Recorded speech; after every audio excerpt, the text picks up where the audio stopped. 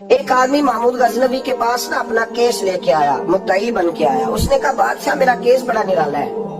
بادشاہ سلامت نے کہا وہ کس طرح؟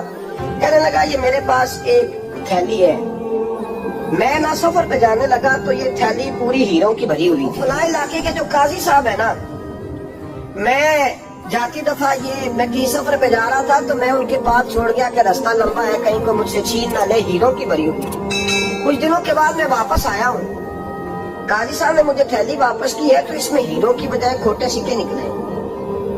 اب میں نے قاضی صاحب سے کہا ہے تو قاضی صاحب تو میرے گریبان تک آتے ہیں، وہ کہتے ہیں بتا کہیں سے پھٹی ہے، کھلی ہے؟ وہ جس طرح ٹانکے لگا کے تو نے سی تھی اسی طرح لگے ہوئے ہیں کہ نہیں؟ وہ حضور لگے بھی بالکل اسی طرح ہے، نہ پھٹی ہے نہ کھلی ہے. اب میں لٹ گیا ہوں، میری کل عمر کی کمائی ضائع ہو گئی، کھوٹے سکے کہاں اور ہیرے کہاں؟ تو مہربانی کریں اور میں آپ کی بارگاہ میں اللہ رسول کے نام پر حلف دیتا ہوں کہ میں ہوں بالکل سچا. محمود غزنوی کہنے لگے تو جا، تھیلی چھوڑ جا، اور جب میں تجھے بلاؤں گا پھر دوبارہ آنا. شخص چلا گیا. محمود غزنوی اٹھے، دربار برخاست کیا، لوگوں سے کہنے لگے چلے جاؤ، میں 3 دن کے لیے سیر کرنے جا رہا ہوں، 3 دن کے بعد لوٹوں گا. اکیلے جب رہ گئے نا محمود دربار میں تو محبوب نے چھری منگائی. وہ جس تخت پہ بیٹھتے تھے وہاں گدا بچھا ہوا تھا، یہ گدا پڑے نا، گدا بچھا ہوا تھا. محمود نے چھری کے ساتھ اس کو پھاڑ ڈالا اور چھری جیب میں رکھی نکل گئے. کہنے لگے میرے بعد کوئی میرے دربار والے احاطے میں داخل نہ ہو. محمود چلے گئے. اب وہ صفائی کرنے والا جب آیا نا، اس نے آ کے دیکھا تو گدا تو پھٹا ہوا ہے. اس نے شور ڈال دیا، پہرے دار بھی آ گئے، فلاں صاحب بھی آ گئے، فلاں صاحب. اس نے کہا وہ خدا کے بندو، اس کا گدا پھٹ گیا ہے، وہ تو مار ڈالے گا. اس نے کہا تھا سوائے صفائی اور نگرانی والے کے دوسرا ہے کوئی نہ، اور یہاں آیا بھی کوئی نہیں. پہلے دن ہی پھٹا ہوگا تو لٹکا دے گا سب کو، کیا کریں؟ شور ہو گیا، سارے دربار کے ملازمین اکٹھے ہو گئے. ایک بندہ بولا، کہنے لگا فکر نہ کرو، میں کیسے بندے کو جانتا ہوں، اس طرح سیے گا کہ جس نے پھاڑا ہوگا اسے بھی پتہ نہیں چلے گا کہاں سے پھٹا تھا. ایسا بہترین رفو کرے گا کہ پتہ بھی نہیں. اس نے کہا یار ہم سارے 1 مہینے کی تنخواہ دیتے، تو بندہ بلا.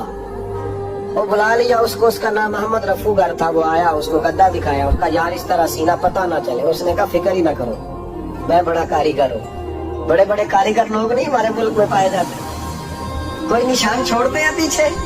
بڑے احمد رفو گر کہنے لگا اس طرح سیوں گا کہ پھاڑنے والے کو بھی پتہ نہیں ہوگا. پیسے لے یار تو سی دے. اس نے سی دی، اگلے شام لا کے بچھا دیا گدا. تیسرے دن بادشاہ سلامت آئے، آ کے پہلی نظر گدے پہ ڈالی. اس نے بلایا سب ملازمین کو، کہا کس نے سیا ہے؟ کہا جناب کیا ہوا؟ کہا یہ پھٹا ہوا تھا. کس نے؟ کہا نہیں پھٹا ہی نہیں. وہ کہنے لگے بنو بت، میں خود پھاڑ کے گیا. تو بتاؤ صحیح سیا کس نے؟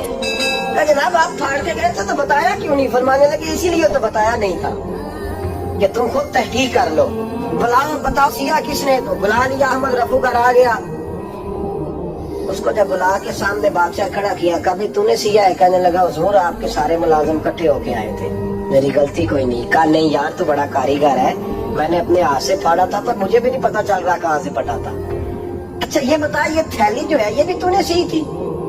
اس نے کہا جی آپ کے خادم کا ہی کارنامہ ہے، وہ فلانے علاقے کے قاضی صاحب آئے تھے، اس میں سے ہیرے نکال کے تو کھوٹے سکے بھرے تھے، تو مجھے بھی تھوڑا سا حصہ ملا تھا. محمود نے سارے گواہ بھی اکٹھے کر لیے، ثبوت بھی اکٹھے کر لیے. پھر قاضی کو بلایا، پہلے سارے ثبوت اور گواہ کیس حل کر لیا. پھر ہمارے ہاں یہ حال ہوتا ہے کہ مدعی 2-3 ہفتے کے بعد خود ہی ہاتھ باندھ جاتا ہے، کہنا تسی میری جان چھڈو، مجرم پھڑو بھاوے نہ پڑھو. وہ کہتا ہے مجھے معافی دو، میں رہا. ظلم ہے نا، ظلم زیادتی ہے کہ جو بیچارہ اتنے سوال مجرم سے نہیں ہوتے جتنے مدعی سے ہوتے. آپ یقین کریں اتنے سوالات ہوتے. سارے ثبوت اکٹھے کر کے قاضی صاحب کو بلایا تنہائی میں لے جا کے. محمود غزنوی نے کہا قاضی صاحب آپ سے غلطی ہو گئی، غریب آدمی تھا، وہ لٹ گیا ہے، اس نے تو بڑی مشکل سے کچھ ہیرے جمع کیے تھے اور اس کی کل کائنات تھی، تو آپ اس کا مال اسے دے دیں. بات کا تو قاضی صاحب کہنے لگے آپ مجھ پہ الزام لگا رہے ہیں، سوال ہی نہیں پیدا ہوتا. آپ میری داڑھی دیکھیں، آپ میرا اعزاز دیکھیں، دنیا جانتی ہے میں اس کا. قاضی صاحب انسان بھول ہی جاتا ہے، بندہ بھول جاتا ہے، غلطی ہوگی مان لے. کہا نہیں سب کہا میں تنہائی میں پوچھ رہا ہوں، میں اس وقت پوچھ رہا ہوں جب دوسرا موجود کوئی نہیں. آج توبہ کر لے، میں کچھ نہیں کہوں گا، تو میری زبان پہ اعتبار کر، تجھے پتا ہے میں جو کہتا ہوں اس پہ عمل بھی کرتا ہوں، باز آ جا. پر قاضی نے کہا نہیں میری غلطی کوئی نہیں، मामूद ने फिर बड़े दरबार में बुला लिया। मजमा आम में मोहलत के दिनों में जो तौबा कर ले वो बच जाते, लेकिन लोग रुस्वानियों के दिनों में फिर वापस लौटते अगला घर देख के, फिर हालात और तरह के हो चुके होते हैं। जब बड़े दरबार में काजी को बुलाया, भाई तू मानता है कि नहीं? उसने कहा नहीं। तो कहा बुलाओ अहमद रफू घर।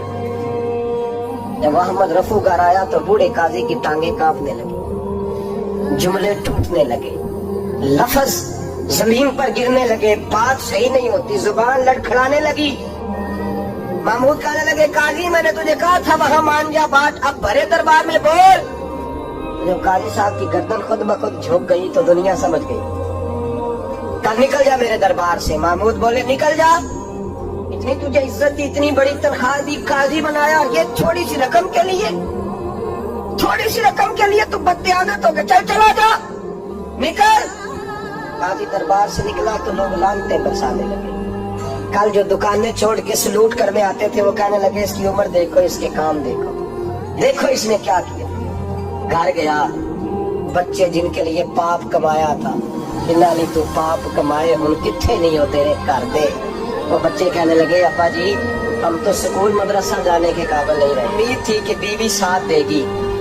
वो कहने लगी मैं मेके कैसे जाऊंगी, गली की औरतें तरह तरह की बातें बनाती हैं। तो भाई कामयाबियों के बड़े सरबराह होते हैं, तो कामयाब हो जाए तो सारे कहते हैं मेरी सपोर्ट से हुआ है। नाकामियां हमेशा यतीम होती है, नाकामियों का कोई सरबराह नहीं होता। जब तक तू काजी था तो बड़े बात थी, हर बंदा कहता था रिश्तेदार है, रुसवाई हो गई तो वो तेरी आंख हो यहाँ संगे मलामत की चुभन। कौन पहुंचा है मेरे दर्द की गहराई तक, दौरे शोहरत में तो यारों ने किया याद बहुत, साथ आया ना कोई कूचे रुसवाई तक। और मियाँ साहब कहने लगे सारी उम्र ही आटा गुद है, मैं लखा कीते ने पेड़े, अब वक्त आया कि मोहम्मद बख्शा कोई नहीं हो बैठा नेड़े। हालात ही बदल गए। काजी खामोशी से अंदर चला गया, अपनी रुसवाई समेट के बिस्तर पे लेटा। ना रोटी की भूख लगी, ना पानी की प्यास लगी, ना नींद आई, सारी रात तड़पता रहा। सवेरे घर वालों ने दरवाजा खोला तो रूह परवास कर गई थी, दुनिया छोड़ गया। हजरत अबू नूर अलैहिर्रहमा बोले, फरमाने लगे याद रखो कभी बदयानती न करना, कभी। ये तो महमूद गजनवी की अदालत थी, कयामत में रब करीम की अदालत लगेगी।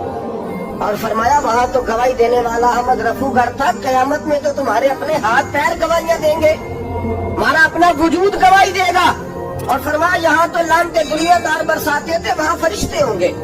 और काजी को तो मौत आ गई थी, कयामत में तो दोबारा मौत भी कोई नहीं आएगी, वहाँ तो रहना है और सहना है।